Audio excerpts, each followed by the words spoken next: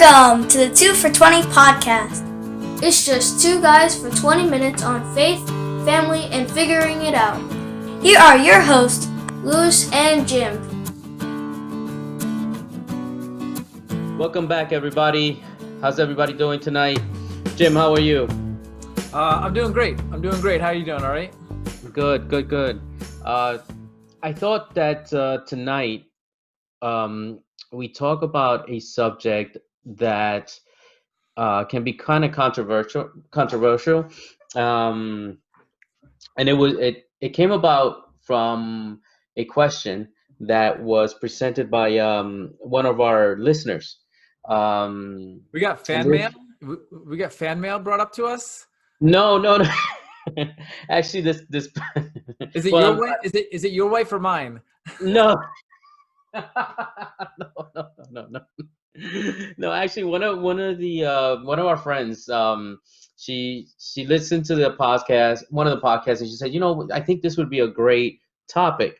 And I said, well, what do you have? And she said, the Catholic Church tells us that, marriage is for life, right?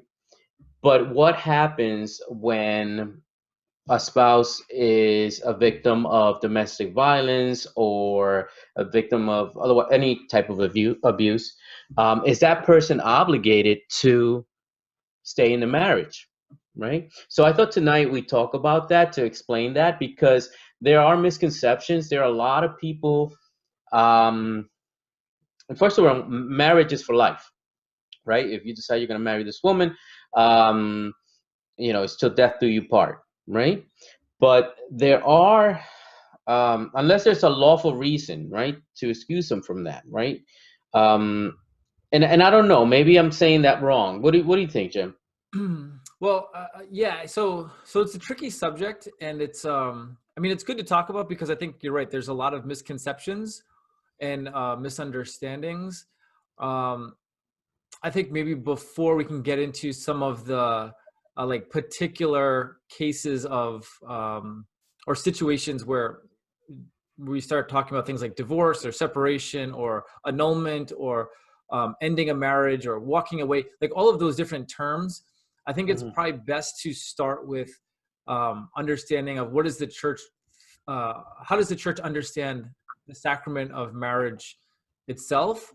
And we kind of, when we have a clearer picture of what marriage is, then that will inform and kind of shape how we understand those other terms, right? And so in short, marriage is a lifelong committed bond between one man and one woman for the sake of unity and procreation, for the sake of joining them together, and for the sake of the growth of family life, right? And so all of that is done under the idea that God is part of that relationship, and God is called those two people to this lifelong exclusive relationship, and that God will bless that lifelong exclusive relationship in a multitude of different ways. And so that's kind of the ideal. And it's something that when God has called and joined together two persons into the sacrament of marriage, that it's not something that the church would say, and that Jesus says himself in the Gospels, that what God has joined together, man cannot separate, or man cannot, put asunder, right? So that would be kind of like the basic, kind of really rough, big picture sketch of what is marriage. Okay. I think that's a good definition. Yeah, so like everything that follows then afterwards becomes kind of like, I don't want to say case by case, because that's not the right way of looking at it, but we have to kind of understand our terms, because terms like divorce and terms like separation or annulment, or what about when this particular situation happens or that situation happens, we have to kind of understand, well, what is the relationship, the sacrament, the marriage itself, and then how do these new variables change or not change that fundamental reality? Okay. So you're saying you're saying it varies per couple, right? I mean, the sacrament of marriage is always the same, but these other things that can affect the marriage, or whether or not somebody stays married, is what matters. Or not that that was wrong. Yeah. It's what. I'm sorry. Can you explain that again? Yeah, no. All right. So the church always wants to teach to the ideal, right? So this is the way I kind of understand it. So the church always wants to teach to the ideal, not to the particular extreme case, right? So for instance, the church is always going to say, Louis, your job in life is to not sin, like, and to do holy, virtuous things, right? To, as Jesus says in the Gospel of Matthew, be perfect as your heavenly Father is perfect, right? So Jesus's call for his followers is perfection. Now, just because God calls us to be perfect doesn't mean that if we fail to be perfect in our life, in our vocation, in our call to holiness, that we are somehow like disqualified from continuing our journey of faith. It just means that our call is to something far beyond like a mediocre, like just do an okay job and you'll be fine. Like Jesus doesn't call any Christian in this world, any follower, to just be okay. So I think that same principle applies to married life. So when we talk about marriage, the church wants to talk, and by the way, I keep hearing in my head the, what is it? The, help me out here. Princess Bride, right? Wedding scene. You ever see the movie? Sorry, this is like a tangent. A long time ago, but go Right, ahead. there's like a scene where they get about to get married, and the priest kind of, it's like a comedy where he's going, marriage. Marriage.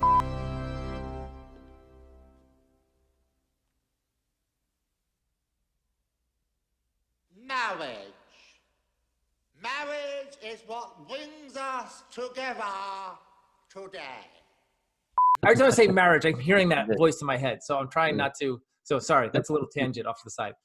All right. So when the church talks about marriage, the church is always going to speak about the sacrament of marriage from the perspective of the ideal, right? So you should be having a man and a woman who enter freely into this sacred unity. So they know what they're doing.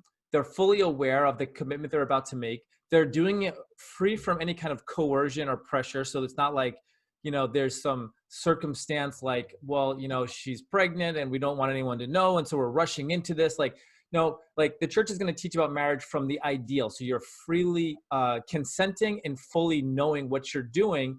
And that when that happens, and you make those vows, that commitment to one another, that the husband and wife unite themselves in this bond for life, right? Saying that I will be yours forever. So when you make your vows and say, till death do us part, in sickness and in health, rich or poor, all those different vows, you're saying that I will be with you forever, right? And in the ideal, that should go on for forever. So when things are bad, you continue. When things are good, you continue. So that's the ideal, right? But life is But not. things happen, right? Yeah. And you know, I think that to our listeners' point, her question was more, okay, you know, marriage should be forever, right? When we get married, we want it to be forever, right? But the fact is that we do see incidents of domestic violence, right, where a woman is, or a man, is confronted with a situation where their life may be at risk, right? We see all types of situations where it would not be safe for either spouse to stay in the marriage, right? In that situation, what does the church teach about marriage? Like, what is it? Let me say this: what is acceptable to do, right? I mean, we know that the Catholic Church does not condone domestic violence, right? Of course. And we know that, but is that person, that wife or that husband who's being abused, supposed to stay with her husband or her wife? Yeah, so it's a tough question. And so the kind of quick, short answer, because, you know, Well, I mean, first off, every case is going to be a little bit different. So there's no like blanket response, but generally speaking, the church is always going to say, and just like any reasonable person would say, is that your personal health and safety is incredibly important. And so if you're in a situation in a marriage where it's an unsafe, violent situation, by all means, get yourself to a safe place. You know, by all means, like leave the house, you know, or to call the police, or to seek professional help, whether that's through whatever therapist or police officers, whatever it is. But yeah, if there's safety issues at stake here, then absolutely get out of the house, get out of the situation for the short term. Now, the question becomes, what do you do about the long term? Right. And so, again, every case I think would be a little bit different. And so I don't want to speak to just like, hey, this would be the blanket policy of the church. Yeah. But again, maybe saying, Well, let me, I'm sorry to interrupt you, but No, let me just say that, well, you know what? I'll read something from the Catechism, which I think applies here, right? And this is what I think you're talking about, or you're alluding to, right? On so Canon 1151, right? It says spouses have the obligation and the right to maintain their common conjugal life unless a lawful reason excuses them, right? And then you move on, you read on at 1153, and it says a spouse who occasions grave danger of soul or body to the other or to the children, or otherwise makes the common life unduly difficult, provides the other spouse with a lawful reason to leave, either by a decree of the local ordinary, or if there is danger and delay, even on his or her own authority. yeah. So that's coming from the Code of Canon Law. Is that where you got that? And is this where they determine whether they can annul a marriage or not? Well, the annulments is something different. So so let's talk about the two different things real fast. So the Code of Canon Law. Now, I'm not a canon lawyer, so I don't want to pretend like I am. I mean, I do have a podcast, so that makes me somewhat of an expert, right? An expert in something, right? No, I'm certainly no canon lawyer, but my understanding of what you just read would be that if you're in a dangerous situation, which you just said, you have a legitimate reason to get out of there, right? Because again, speaking to the ideal of marriage means that I give myself fully to my wife, and my wife gives herself fully to me, and I love her fully and she loves me fully, meaning that unless there's a legitimate reason for not being in the house, I should, live my life with my wife, right? And likewise her with me, right? So unless there's some legitimate reason, but if she's just like, your hair is starting to thin a little bit on top and you're putting on a few extra pounds, I'm going to go move out and go leave you. Like, that's not a legitimate reason, right? But if there's a dangerous situation, if there's violence, then that's a legitimate reason to get out of the house. Now, the question about like divorce or annulments, those are different issues entirely. So maybe just to clarify, an annulment is not a church divorce. An annulment is oftentimes misunderstood as a church divorce, but an annulment, really what it is an investigation. So it would be like, and I know this from personal history because my parents divorced when I was a teenager, and then pursued an annulment a number of years later.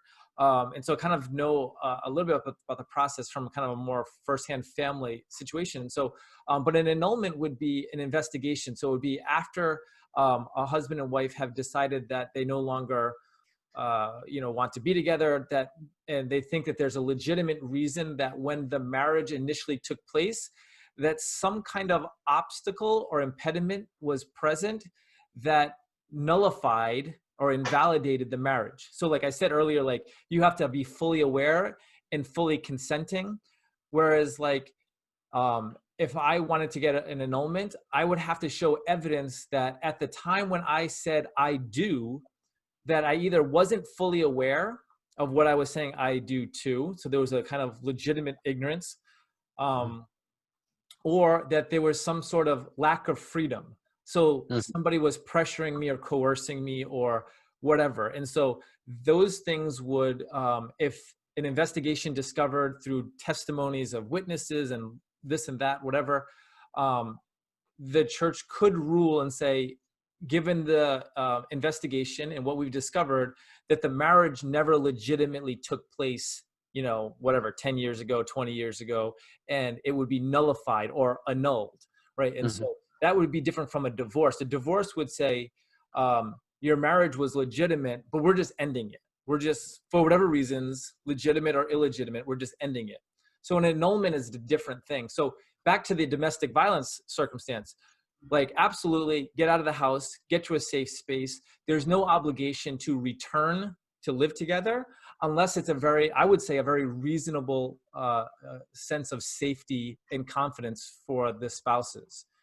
Like, I don't think it's like get out of the house for the weekend, but you have to be back by Monday. Like, if there's a reasonable assumption of violence that would continue, then by all means stay away. But I think that's a different thing from divorce and annulment entirely, though. Are there have you heard of any cases where a marriage has been annulled after the marriage, right? That a cause has been determined after the marriage, and could domestic violence be one of those causes where you can say something like, well, the spouse never understood what it meant to be married, right? The respect, the love for, and in turn, only, caused harm and pain to his wife. And for those reasons, this can be annulled. Is that plausible at all, or? Yeah, I mean, I'm sure. Again, you'd have to kind of have like a case that would be investigated by the marriage tribunal. So every diocese has a marriage tribunal that is in charge of doing these investigations. And again, it would be testimonies of different witnesses at the time. But yeah, you could definitely see a situation where a couple were dating or were engaged, but their relationship involves some level of violence or intimidation, some level of abuse, psychological abuse, even physical abuse.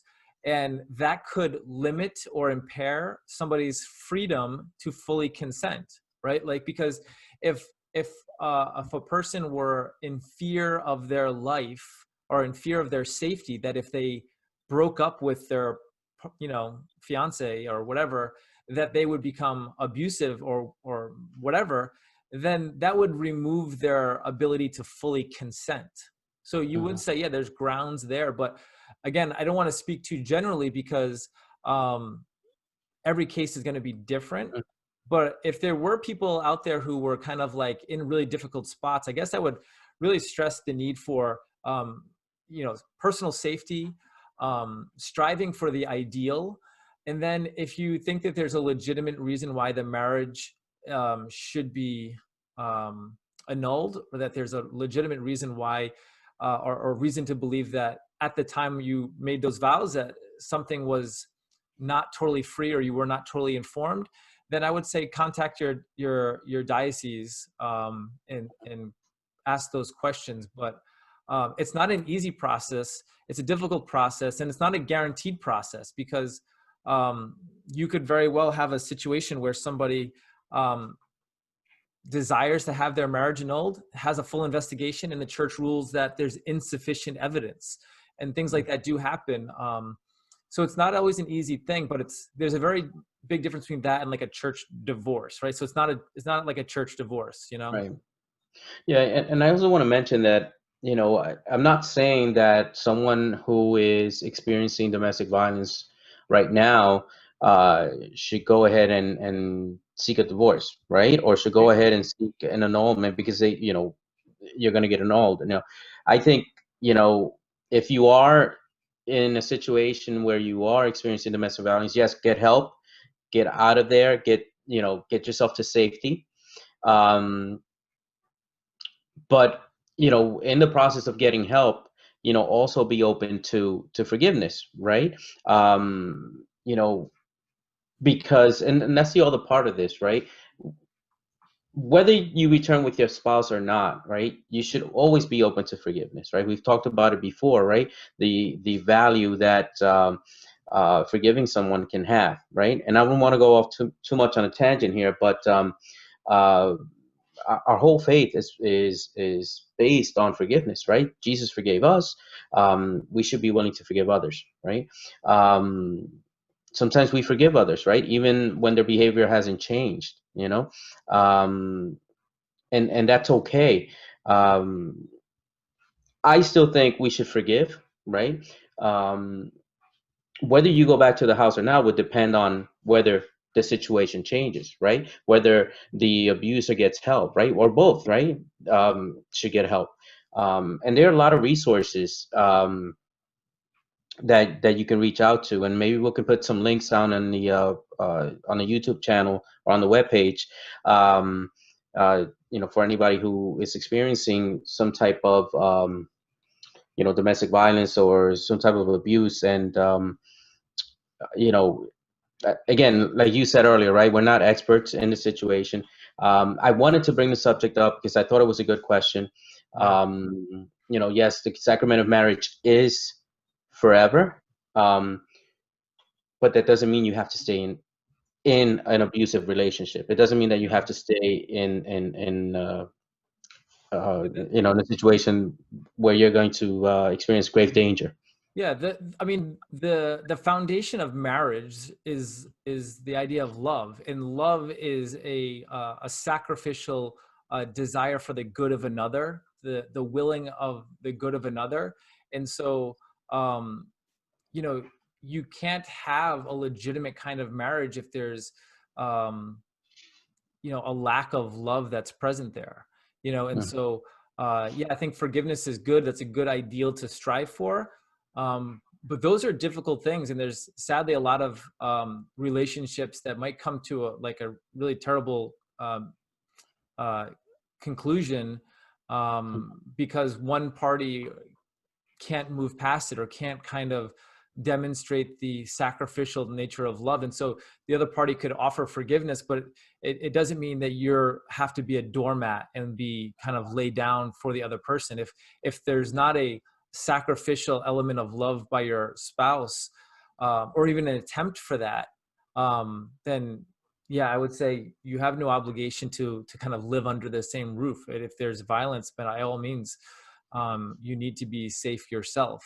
But I think things like prayer, things like counseling, things like having good friendships, people that can support you, not friendships where they're just gonna sit around and just complain about your spouse. I'm not talking about those. I'm talking about legitimate friends who want what's good for you, that want your healing, and can help bring that about, not just kind of be a place where you just complain. Yeah, I don't think there's a lot of healing that takes place there, but these are difficult topics to talk about. But They really are. They really are. And you just said something that reminded me of something I heard today on the radio. You said, pray and seek counseling, right? Seek help, professional help, right? And I think you need to do both, right? You can't, if you're in an abusive relationship, you can't say to yourself, well, I'm going to pray on it and I'm going to hope it gets better. What you're doing is you're kind of self-medicating with prayer, right? And that's not the purpose of prayer, right? Yeah. What you want to do is, yes, pray on it, but also act, right? Go out and get professional help. Go out and like we said, there's a lot of resources that you can reach out to that are willing to help. I find that, I don't, I can envision that there are a lot of people out there who find themselves in this situation, and they say, well, I'm just going to pray about it and hope that it gets better. I mean, yes, pray, but go beyond that.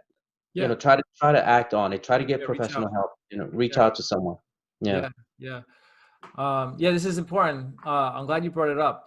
I think we're over our time. Oh, are we? Okay. Yeah. But can I just throw one last quote out there? Sure. Last, was it maybe a week or two ago? I forget. What, it was the feast day of Saint Pope John Paul II, and I was reminded while you were talking of one of my favorite quotes from him, and I share it with students, and I'd like to hope to think that it's something that I value myself. Where he said, I hope I get this right, it's the duty of every man to defend the dignity of every woman. And I always love that, because there's something about the beauty and dignity of women, that the role of every man, because we're talking about, we're dads, we're fathers, we husbands, whatever, and there's other dads out there, and people might not have this issue. But I would say, even if you're a guy out there and this isn't part of your experience, like you're not, violent and you're whatever, doing well or whatever, just because you're not committing acts of violence doesn't mean that you don't have a responsibility to, if you encounter some kind of injustice or talk that is somehow degrading towards women, or some sort of cultural whatever that somehow degrades women, that's our responsibility as men, I would say, to kind of stand up and defend the dignity of every woman, and that includes their physical safety, and so anyway, that's my last thought for the day. No, that was great, and I'm glad we're ending with that, right? Because again, may not experience that in your house, but again, remember, we are to set the example for our children, right? And how great is that? That we teach our children. Yet, whenever you see injustice, whenever you see something or an act that goes against the dignity of women, you should stand up and you should defend. Thanks for listening. Thanks for listening. If you enjoyed this, make sure to share with a friend. See you next time. Bye. God bless.